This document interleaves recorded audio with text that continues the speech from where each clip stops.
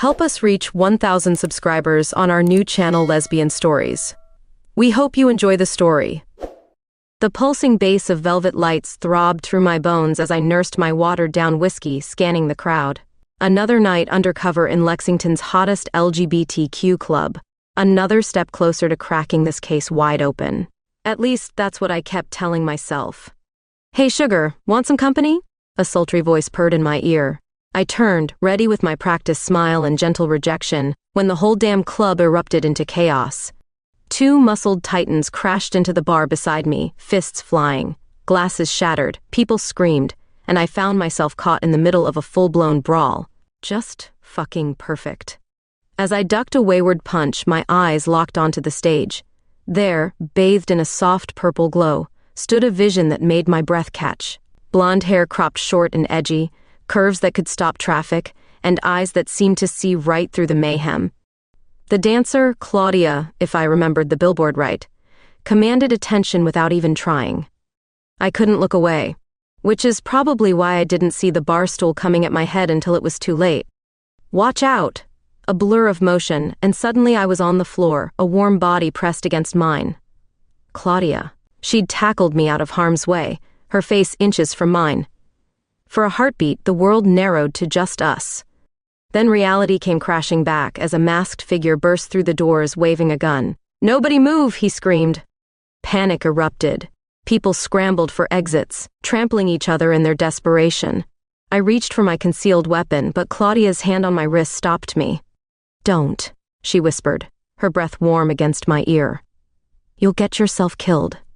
Before I could argue, she was on her feet, positioning herself between me and the gunman. What the hell was she doing? "Hey, asshole," Claudia called out, her voice steady. "You picked the wrong night to mess with my girls." The robber whirled, gun trained on her. My heart lodged in my throat. This wasn't how it was supposed to go down. I was the cop, damn it. I should be protecting her. But Claudia, she was magnificent. With a dancer's grace, she sidestepped, drawing his attention away from the cowering crowd. Her eyes never left his, a mix of defiance and calculation in her gaze. "You want money?" she asked, her tone almost bored. "Fine. But you gotta go through me first." I tensed, ready to spring into action, but Claudia had it under control. As the gunman lunged, she pivoted, using his momentum against him. In a flash, she had him disarmed and pinned. Security finally showed up, restraining the would-be robber. As the adrenaline faded, I found myself staring at Claudia in awe. She caught my eye and winked, a crooked smile playing on her lips. "You okay there, sugar?" she asked, extending a hand to help me up. I took it, ignoring the spark that shot through me at her touch. Thank you. That was incredible." Claudia shrugged, but I could see the pride in her eyes. "All in a night's work, though usually my heroics are limited to the stage." I laughed, surprising myself. "Well, I owe you one. Can I buy you a drink?" She studied me for a moment, something unreadable in her gaze. "Rain check? I've got a show to finish." With a final smile that left me oddly breathless, she sauntered back towards the stage. As I watched her go, I knew I was in trouble. This wasn't part of the plan. Getting close to a potential witness was one thing, but this felt different, dangerous in a way that had nothing to do with my case. I downed the rest of my drink, trying to shake off the lingering warmth of Claudia's touch. One thing was certain, my undercover stint at Velvet Lights just got a hell of a lot more complicated. A week after the Velvet Lights incident, I found myself knee-deep in mud, cursing my commitment to this damn undercover op. The environmental cleanup drive seemed like a perfect way to blend in, but I hadn't counted on Lexington's wetlands being quite so wet. "Having fun yet?" a familiar voice called out, laced with amusement. I looked up, squinting against the sun, to see none other than Claudia Monroe grinning down at me from dry land. "Oh yeah, time of my life," I deadpanned, trying to ignore the way my heart rate picked up at the sight of her. "What are you doing here?" She quirked an eyebrow. "I organized this little shindig, sugar. Didn't expect to see you, though. Didn't peg you for the tree-hugging type." I shrugged, finally managing to extract myself from the mud. "There's a lot you don't know about me." "Clearly," Claudia mused, her eyes trailing over my mud-caked form. "Well, grab a trash bag. We've got a wetland to save." As we worked side by side, I couldn't help but steal glances at her. In the daylight, away from the neon glow of the club, Claudia was different. Still stunning, but softer somehow, more real. "So," I ventured, breaking the companionable silence. "Burlesque dancer by night, environmental crusader by day. You're full of surprises." Claudia laughed, a rich sound that sent a shiver down my spine. "Life's too short for just one passion, don't you think? Besides, someone's gotta look out for the little guys." She gestured to a group of frogs hopping nearby. I snorted. Right, because the frogs can't fight City Hall themselves.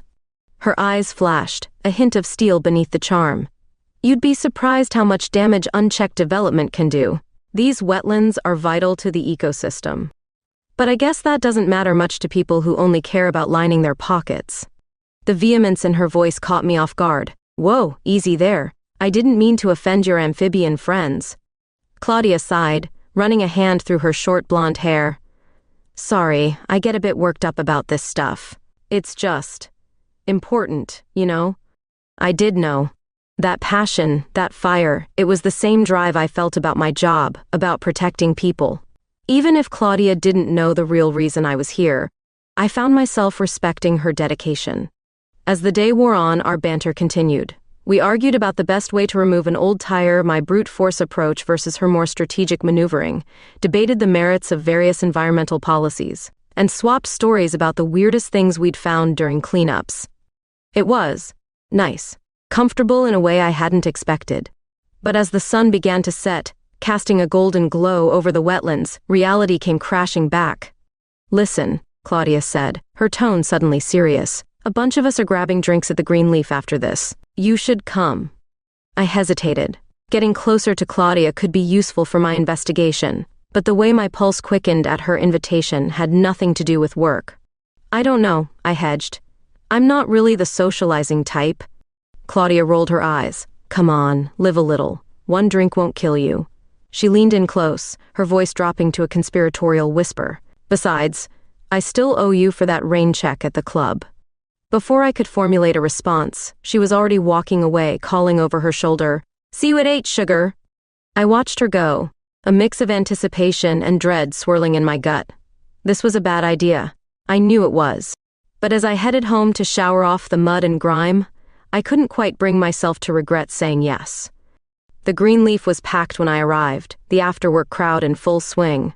I spotted Claudia at the bar, laughing with a group of people I vaguely recognized from the cleanup. She caught my eye and waved me over, a smile lighting up her face. "You made it," she exclaimed, grabbing my hand and pulling me into the circle. "Everyone, this is Eva." "Eva, everyone." I nodded awkwardly, acutely aware of Claudia's fingers still intertwined with mine. She finally let go to grab a drink for me, and I tried to ignore the loss I felt at the absence of her touch. As the night wore on, I found myself relaxing. Claudia's friends were a diverse, passionate bunch, and the conversation flowed easily. But my eyes kept drifting back to her, the way she gestured animatedly when making a point, the curve of her neck as she threw her head back in laughter. "Earth to Ava," Claudia's voice broke through my reverie. We were alone at the bar now, the others having drifted away or headed home. "You've been staring. See something you like?" I felt heat rise to my cheeks, caught off guard by her directness. I was just thinking." "Dangerous pastime," she teased, leaning in closer. "Care to share with the class?" Maybe it was the alcohol, or the way the low light caught the blue of her eyes, but I found myself being honest. "I was thinking how different you are here. From the club, I mean. It's like 2 different people."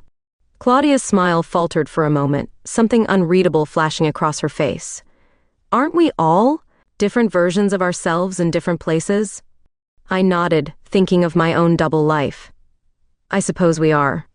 She studied me for a long moment, then suddenly stood. "Come on," she said, holding out her hand. "I want to show you something." Against my better judgment, I took it, letting her lead me out into the warm spring night.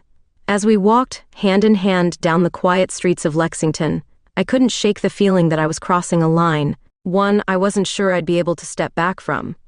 But with Claudia's fingers laced through mine and the promise of the unknown ahead, I found I didn't much care. Claudia led me through the winding streets of Lexington, the night air thick with the scent of blooming dogwoods. We ended up at a small, dimly lit art gallery tucked away in a quiet corner of the city. "It's closed," I pointed out, but Claudia just winked and pulled out a set of keys. "Perks of being friends with the owner," she said, ushering me inside.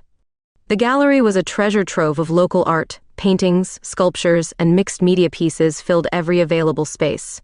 But Claudia bypassed it all, leading me to a back room. "This," she said, flipping on a light, "is me." I gasped. The walls were covered in photographs, stunning black and white shots of dancers, their bodies twisting and bending in impossible ways. Each image captured a moment of raw emotion, of strength and vulnerability intertwined. "You took these?"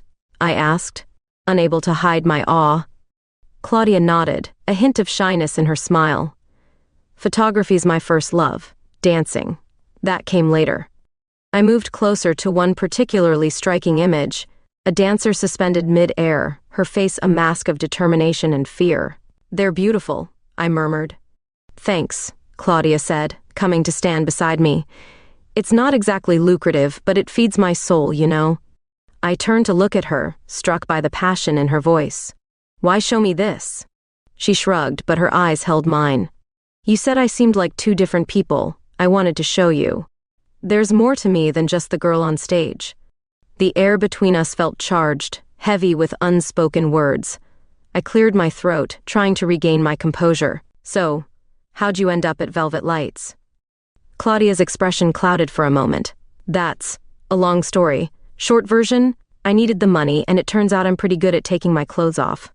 There was a bitterness in her tone that made me frown. "You don't sound thrilled about it." "It's complicated," she sighed, moving away to study another photograph. "The club. It's not always what it seems." My detective instincts perked up. "What do you mean?" Claudia hesitated, chewing her lower lip. "Nothing, forget I said anything. It's just, some of the people there, they're not exactly on the up and up, you know?" I did know. Or at least I suspected. It was why I was undercover in the first place. But I couldn't tell her that. Instead, I just nodded, filing the information away for later. "Enough about work," Claudia said, her usual spark returning. "Tell me about you, Eva. What makes you tick?" I froze, caught off guard. My cover story was well rehearsed, but in that moment, faced with Claudia's open curiosity, I found myself wanting to tell her the truth. "I'm not very interesting," I hedged. "Just a boring office drone by day, occasional club goer by night." Claudia snorted. "Bullshit. I've seen you in action, remember? You're no shrinking violet." I laughed, grateful for the out. "All right, you got me. I dabble in martial arts. Self-defense, you know?" Claudia hummed, stepping closer. "A woman of hidden talents. I like that." My breath caught as she invaded my personal space, close enough that I could smell her perfume, something floral and intoxicating. "What else are you hiding, Eva?" she murmured, her eyes searching mine. I swallowed hard, torn between the urge to pull her closer and the need to maintain my cover. I don't usually." Claudia's smile softened. "Relax, sugar. I'm not going to bite, unless you ask nicely." The tension broke and I found myself laughing. "You're incorrigible, you know that?" "Part of my charm?" She winked, but then grew serious. "Look, I like you, Eva, and I think you like me too. But I get the feeling you're holding back." I opened my mouth to protest, but she held up a hand. "It's okay. We've all got our secrets. I just want you to know, when you're ready to let your guard down, I'll be here." The sincerity in her voice made my chest ache. I wanted to tell her everything. About the case, about my fears, about the way she made me question everything I thought I knew about myself. Instead, I simply nodded. "Thank you," I whispered. Claudia smiled, then leaned in and pressed a soft kiss to my cheek. It was chaste, almost innocent, but it sent sparks shooting through my entire body. "Come on," she said, pulling away. "I'll walk you home." As we made our way back through the quiet streets, hand in hand once again, I found myself at a crossroads. The rational part of my brain screamed at me to pull back, to remember my mission and the dangers of getting too close. But another part, a part I'd long ignored, whispered of possibilities, of warmth and connection and the thrill of the unknown.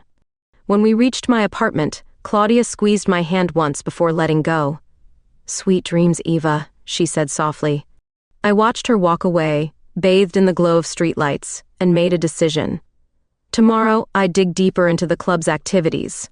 I'd be the detective I was trained to be. But tonight, I'd let myself dream of blue eyes and gentle kisses and the promise of something more. As I climbed the stairs to my lonely apartment, I couldn't shake the feeling that I was walking a dangerous line. One misstep, and everything could come crashing down. But for the first time in years, I found myself willing to risk the fall. The aroma of vanilla and cinnamon filled the air, mingling with the sound of laughter and the clatter of baking sheets. I stood in the middle of Lexington's community center, surrounded by a sea of flour-dusted aprons and determined faces. How the hell did I end up here? "Oh, right, Claudia. You're holding that whisk like it might bite you," her voice teased from behind me. I turned to see her grinning, a smudge of flour on her cheek making her look impossibly adorable. "Yeah, well, baking's not exactly my forte," I grumbled, eyeing the lumpy batter in my bowl with suspicion. Claudia laughed, coming to stand beside me. "Relax, it's just a friendly competition. Besides, I've got a secret weapon," she winked, pulling a small vial from her pocket. "What's that? Performance-enhancing vanilla?" "Better," she grinned. "My grandmother's secret extract blend. Guaranteed to make even the most disaster-prone baker shine." As she leaned in to add a few drops to my batter, I caught a whiff of her perfume, the same intoxicating scent from the art gallery. My heart did a little flip. "There," Claudia said, stepping back. "Now stir like you mean it, sugar." I did as instructed, trying to ignore the warmth that spread through me at her casual endearment. "Focus, Eva. You're here to gather intel, not moon over a pretty girl." But as the day wore on, my resolve weakened. Claudia was magnetic. The way she effortlessly charmed everyone around her, the little furrow between her brows as she concentrated on decorating her cupcakes, the triumphant grin when her creation came out of the oven perfectly golden. "Time's up," the judge called out, startling me from my Claudia-induced haze. I looked down at my own sad attempt at baking, lopsided cupcakes with frosting that looked more like a crime scene than decoration.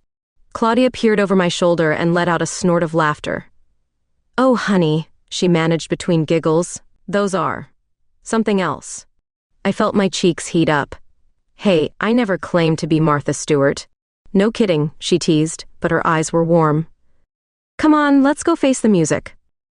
As we lined up for judging, Claudia slipped her hand into mine and gave it a reassuring squeeze. The simple gesture sent a jolt through me, and I found myself squeezing back.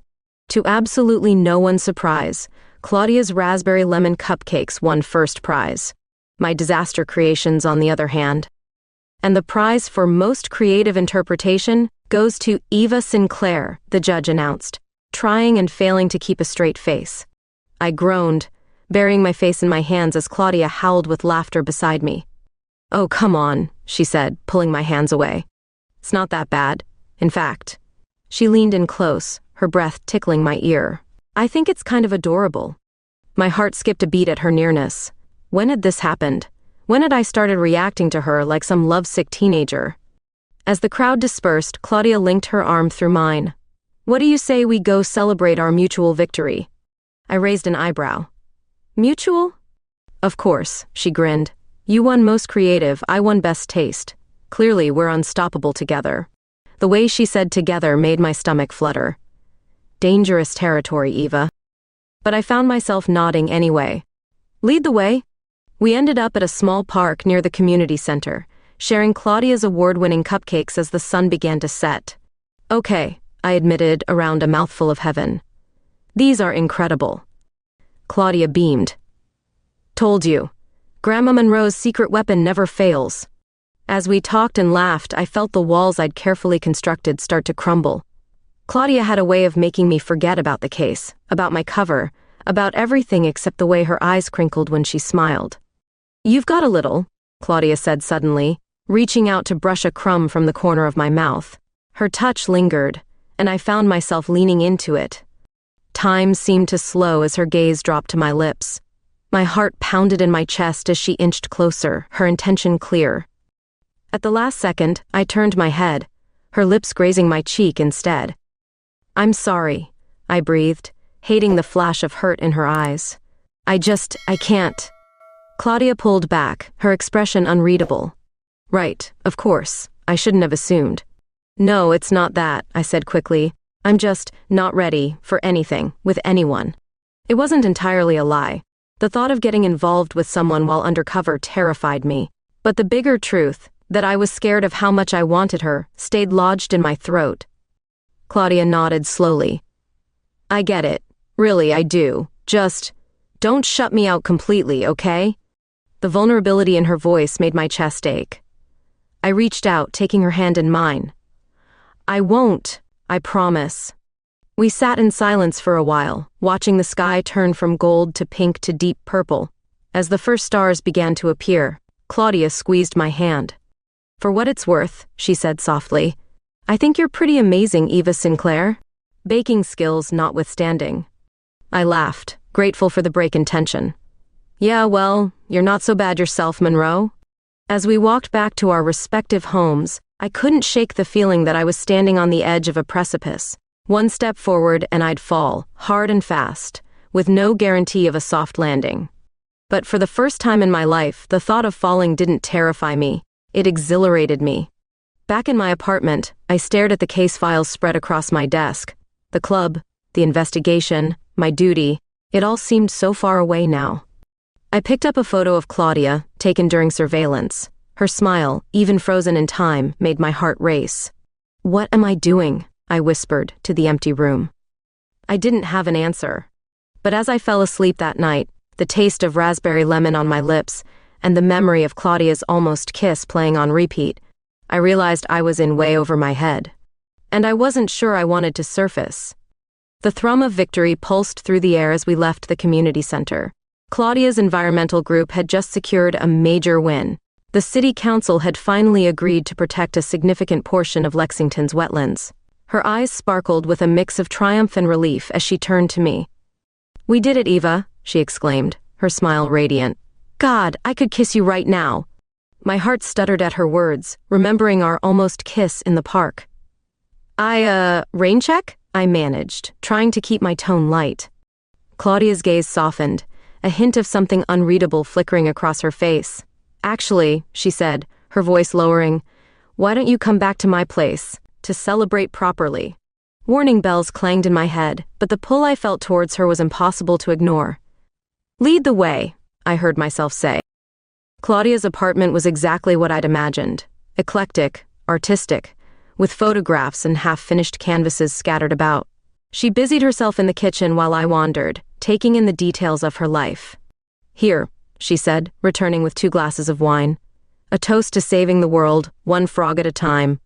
I laughed, clinking my glass against hers. To the frogs, I echoed. As we sipped our wine, a comfortable silence settled between us. Claudia's gaze was intense, and I found myself unable to look away. Ava, she said softly, setting down her glass. Can I ask you something? I nodded, my throat suddenly dry. What are you so afraid of? The question caught me off guard. I don't. Claudia moved closer, her hand coming to rest on my arm. I see the way you look at me when you think I'm not paying attention. I feel the spark between us. But every time we get close, you pull away. Why? I closed my eyes, overwhelmed by her nearness, by the truth of her words. It's complicated, I whispered. Then uncomplicate it, she urged. Talk to me, Eva. Please. And suddenly, I wanted to. I wanted to tell her everything, about the case, about my fears, about how she made me question everything I thought I knew about myself. I'm not. I started, struggling to find the right words. I've never felt this way before. About anyone, let alone a woman. It scares me. Claudia's expression softened. Oh, honey, that's okay. It's normal to be scared. Is it? I laughed bitterly. I'm a grown woman, for Christ's sake. I should have this figured out by now. Says who? Claudia challenged. There's no timeline for discovering yourself, Eva.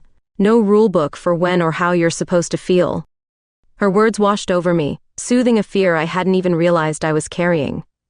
I don't want to mess this up, I admitted. Claudia's hand moved to cup my cheek, her touch impossibly gentle.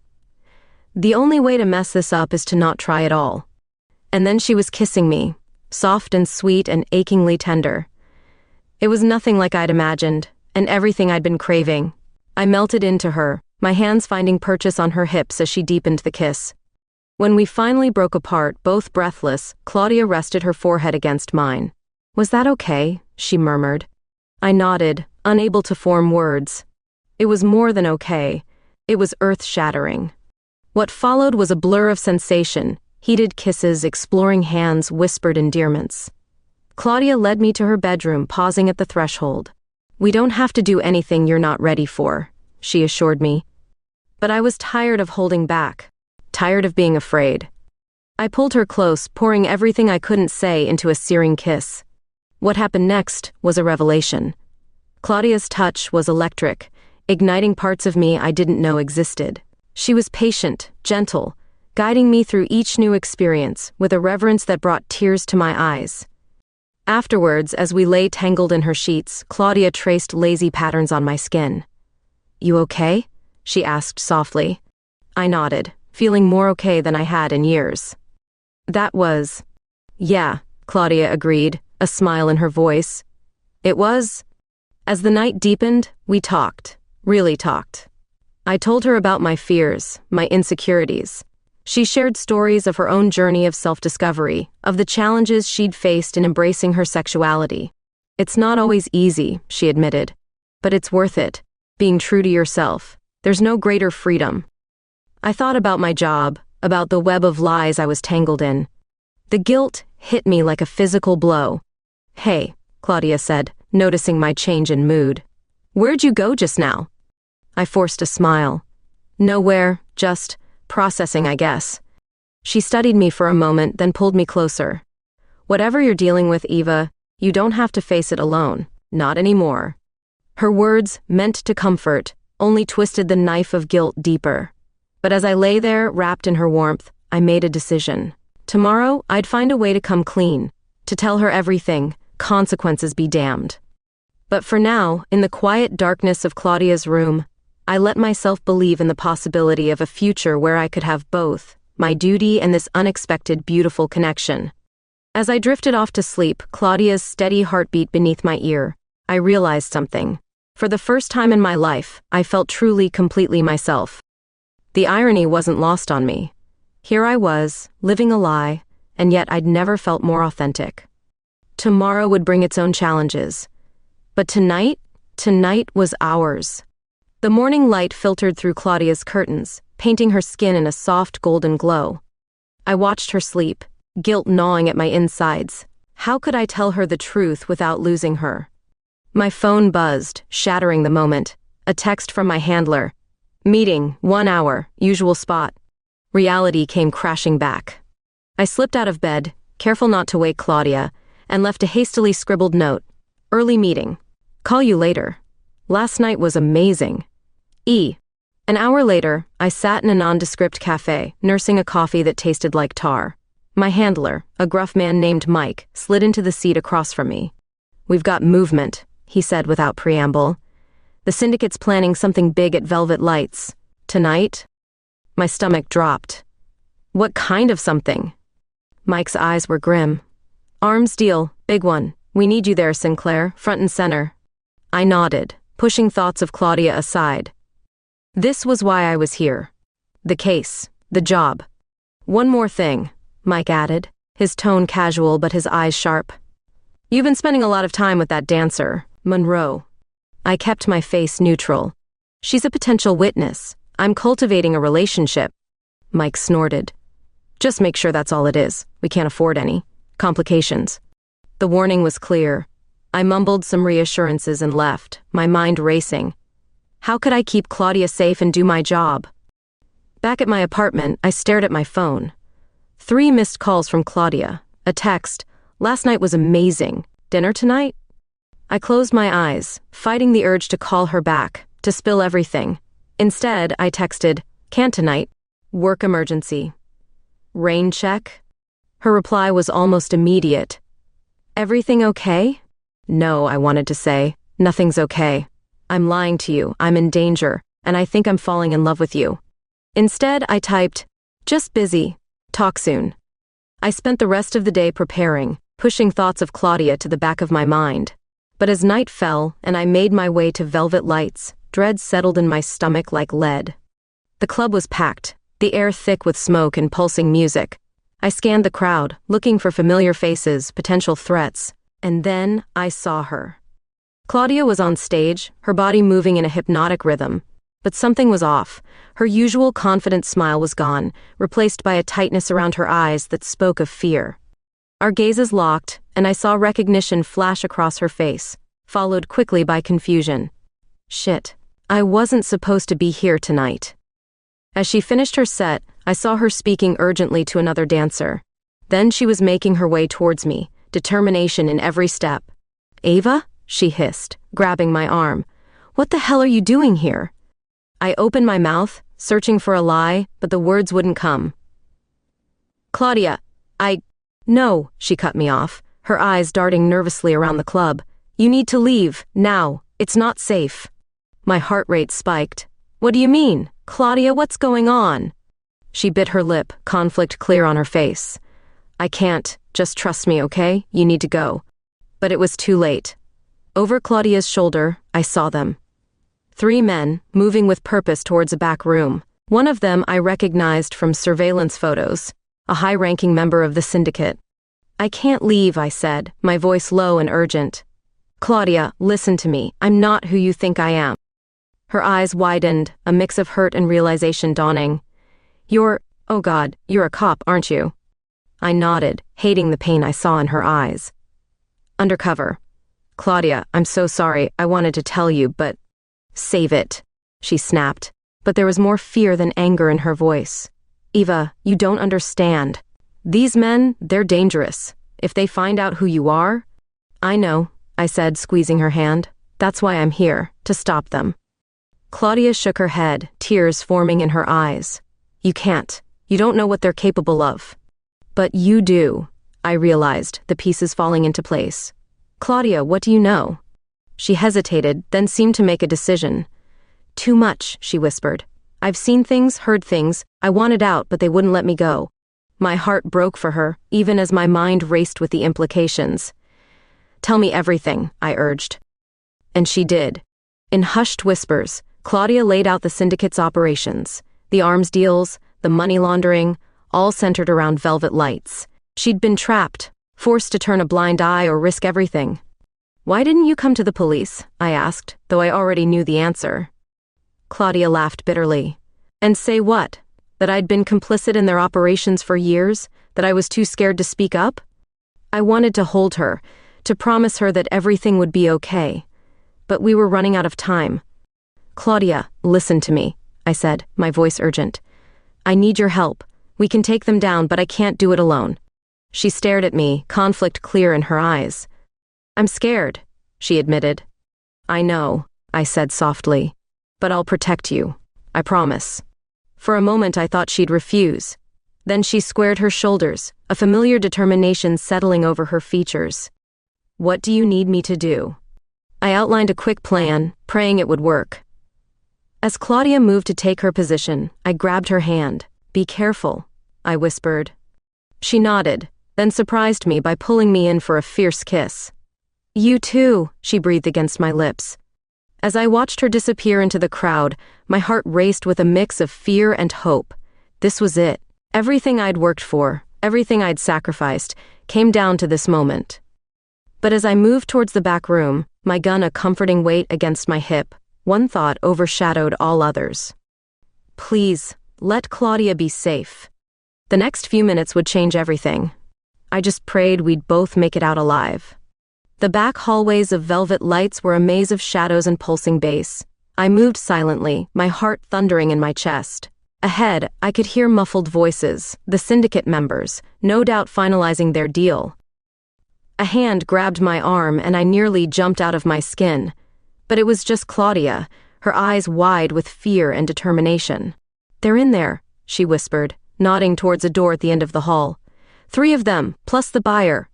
I squeezed her hand. "You've done enough. Get out of here. Call this number." I pressed a card into her palm. "Tell them Detective Sinclair needs backup." Claudia hesitated. What about you? I'll be fine, I lied, forcing a smile. Go, please. She searched my face for a moment, then did something that nearly broke me. She kissed me, hard and desperate, like it might be the last time. Don't you dare die, she breathed against my lips. Then she was gone, leaving me alone in the hallway with nothing but my gun and a prayer. I took a deep breath, steeling myself. Then I kicked in the door. Police, freeze. The next few minutes were chaos. Gunshots echoed off the walls, deafening in the small space. I dove for cover, returning fire when I could. I caught a glimpse of one of the syndicate members going down, clutching his shoulder. But I was outnumbered, and they knew it. As I reloaded, I heard a chilling click behind me. Drop it, cop, a gravelly voice commanded. I turned slowly, raising my hands. The leader of the syndicate, a man I knew only as Russo, stood there, his gun trained on my head. Well, he sneered. Looks like we've got ourselves a rat. I said nothing, my mind racing for a way out of this. But Russo just laughed. You know, I had a feeling about you, he said, circling me like a shark. Too clean, too curious. Should have trusted my gut and put a bullet in you weeks ago. Why don't you do it now? I challenged, buying time. Where the hell was my backup? Russo's grin was feral. Oh, I will, but first I want to know who else knows about our operation. Your little dancer friend, perhaps? My blood ran cold. Claudia. Leave her out of this, I growled. Russo's eyes lit up. Ah, struck a nerve, have I? Bring her in, boys. To my horror, two of his goons dragged Claudia into the room. She was struggling, her eyes wild with fear when they landed on me. Eva, she cried out. Isn't this sweet? Russo mocked. The cop and the stripper, like something out of a bad movie. I lunged forward, but a sharp blow to my kidneys sent me to my knees. Now, Russo said, pressing his gun to Claudia's temple, you're going to tell me everything you know, or I'm going to paint these walls with your girlfriend's brains. Time slowed. I saw the terror in Claudia's eyes, heard Russo's finger tightening on the trigger. In that moment, nothing else mattered. Not the case, not my career, nothing but keeping her safe. Wait, I shouted. I'll tell you everything. Just let her go. Russo's grin widened. Start talking. So I did. I spilled everything, the investigation, the evidence we'd gathered, the names of my fellow officers. With each word, I saw the triumph grow in Russo's eyes. But I also saw something else, Claudia, slowly working her hands free from her bindings. I just needed to keep them distracted a little longer. And the files are hidden in a storage locker, I finished, praying Claudia was ready. I can take you there. Russo laughed. You must think I'm stupid, detective. No, I think we'll just kill you both and be done with it. He raised his gun, and I tensed, ready to make my move. But Claudia beat me to it. With a cry of rage, she broke free, tackling Russo to the ground. His gun went off, the bullet embedding itself in the ceiling. I didn't waste a second. I threw myself at the nearest goon, wrestling for his weapon. Out of the corner of my eye, I saw Claudia and Russo grappling on the floor. Claudia, I yelled, finally wrenching the gun free. I tossed it to her just as Russo gained the upper hand. She caught it midair and, without hesitation, pulled the trigger. The gunshot was deafening. Russo's body jerked, then went still. For a moment, everything was silent. Then, like a dam breaking, sound rushed back in. Shouts from outside, the pounding of feet. My backup, finally arriving. I scrambled to Claudia's side, pulling her into my arms. She was shaking, her eyes fixed on Russo's lifeless body. It's okay, I murmured, stroking her hair. It's over. You're safe. She looked up at me, tears streaming down her face. Ava, I killed him. You saved my life, I corrected gently. You saved both our lives. As the room filled with officers, I held Claudia close, shielding her from their curious gazes. I knew we had a long road ahead, statements to give, charges to face. But in that moment, all that mattered was that we were alive, and we were together. Hours later, after the chaos had died down and we'd given our statements, I found Claudia sitting alone in an interrogation room. She looked small, vulnerable in a way I'd never seen before. I sat down beside her, taking her hand in mine. Hey, I said softly. She managed a weak smile. Hey yourself, detective. Ex-detective, probably, I sighed.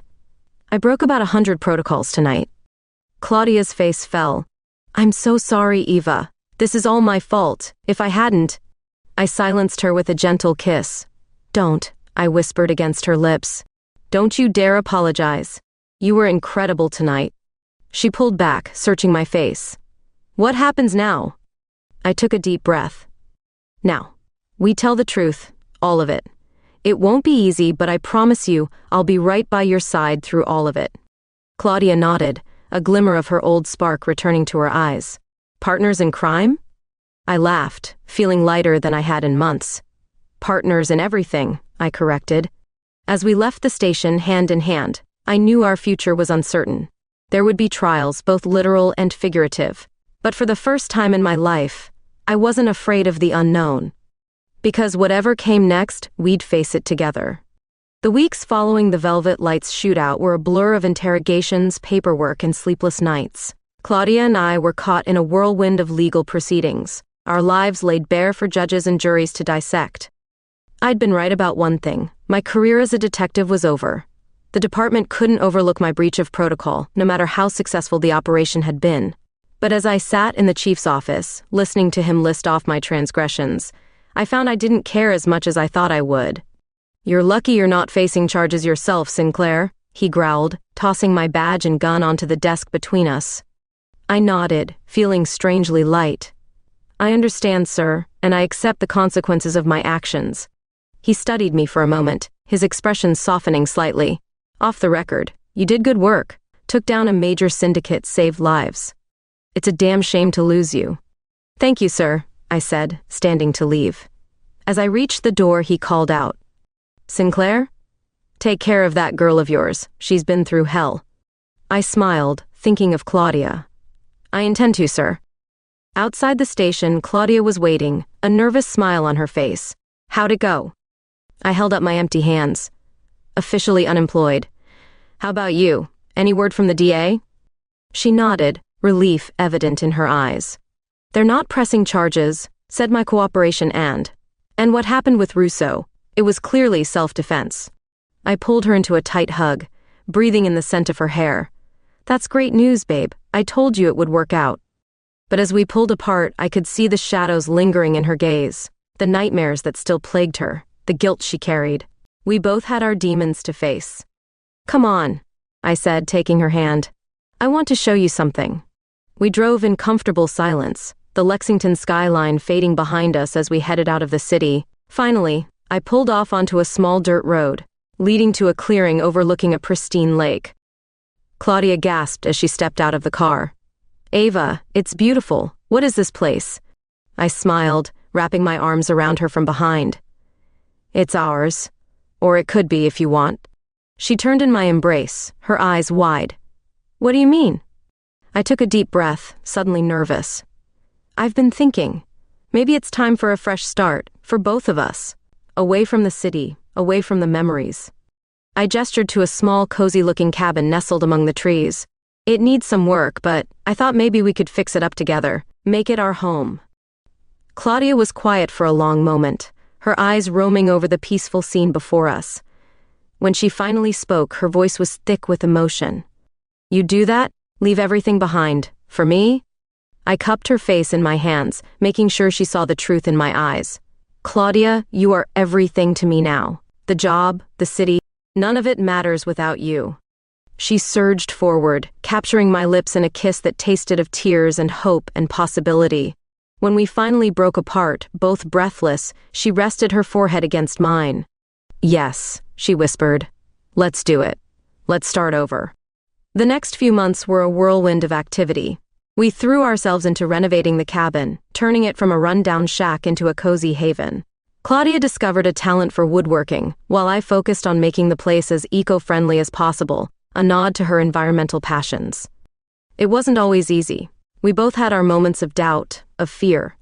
The nightmares didn't disappear overnight, and there were days when the weight of everything we'd been through felt crushing. But we faced it together. On the nights when Claudia woke up screaming, reliving the moment she pulled the trigger, I held her close and whispered promises of safety and love. And on the days when I found myself missing the adrenaline rush of my old job, She reminded me of the beauty in this simpler life we were building. Slowly but surely, we healed. We learned to trust again, not just each other, but ourselves. Claudia started teaching dance classes in the nearby town, her natural charisma drawing students from miles around. I found purpose in volunteering with the local sheriff's department, using my skills to help the community without the pressures of my former career. And through it all, our love deepened, growing stronger with each challenge we overcame. It was on a crisp autumn evening, almost a year after we'd moved to the lake, that I finally worked up the courage to ask the question that had been burning in my heart for months. We were sitting on the dock, watching the sunset paint the water in shades of gold and pink. Claudia was curled against my side, her head on my shoulder. "Hey," I said softly, my heart racing. "Can I ask you something?" She looked up at me, a soft smile on her lips. "Anything." I took a deep breath, then reached into my pocket, pulling out a small velvet box. Claudia's eyes widened as I opened it, revealing a simple but elegant ring. "Claudia Monroe," I began, my voice shaking slightly. "This past year has been the most challenging, terrifying, and absolutely wonderful time of my life. You've shown me what it means to be brave, to be true to yourself, to love without reservation. I can't imagine spending a single day without you by my side." Tears were streaming down Claudia's face now, but her smile was radiant. I continued, my own eyes blurring. "I know our story didn't have the most conventional start. We've faced more in a year than most couples do in a lifetime, but I wouldn't change a single moment of it, because it led me to you. So, Claudia, my love, my partner, my everything. Will you marry me?" For a heart-stopping moment, Claudia was silent. Then, with a joyous laugh, she threw her arms around me, nearly knocking us both into the lake. "Yes," she cried, peppering my face with kisses. "Yes, yes, 1,000 times yes." As I slipped the ring onto her finger, my heart feeling like it might burst with happiness, I marveled at the journey that had brought us here. From undercover detective and burlesque dancer, to partners in every sense of the word. Our story wasn't perfect, it wasn't always pretty, but it was ours, and as I held my fiancé close,